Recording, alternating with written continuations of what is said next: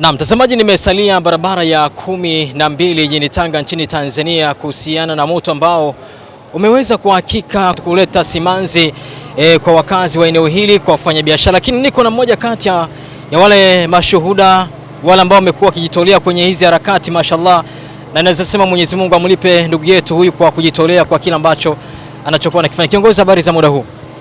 Nzuri tu. Kwa majina yako unaitwa nani? Naitwa Hussein Sharifu. Bwana, wewe ni mmoja kati ya wale ambao wameweza kushuhudia tukio hili? Ndiyo, nimeshuhudia. Bwana, unaweza kutueleza kwa uchache zaidi imekuwaje, limetokeaje tukio? Tukio limetokea upande wa hii nyumba ambao karibu na Azam, ndio moshi ulitokea kwa ndani na tujajua chanjo ni nini. Baada hapo tukabidi tuwapigie fire, ambao fire ilikuja ya kwanza mpaka ya pili, ndio hii ya tatu sasa ndio imetokea hivyo. Hali mabanda yote yalikuwa, maduka mengine yamefungwa, tumejitahidi kuvunja hayo maduka. Kama shuhuda, uhali wa wananchi ulikuwaje katika eneo hili? Wananchi walishuhudia katika jamii yote, ndio walikuwepo wakawa wasaidia. Baadhi ya wengine tumeokoa vitu, tumevihifadhi.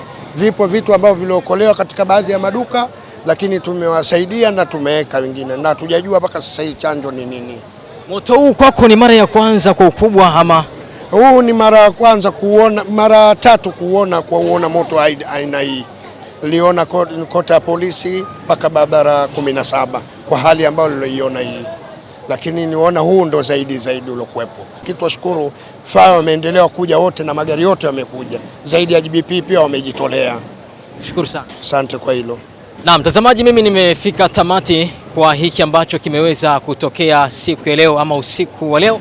Kikubwa zaidi ni kuendelea kuwapa pole, hususan wale ambao wamefikwa na mitihani kama hii ama misiba kama imana. Tunasema misiba si mpaka afe mtu, huku mamlaka zaidi zitazidi kutoa taarifa zaidi kuhusiana na hiki ambacho kimeweza kutokea usiku wa leo ama siku ya leo.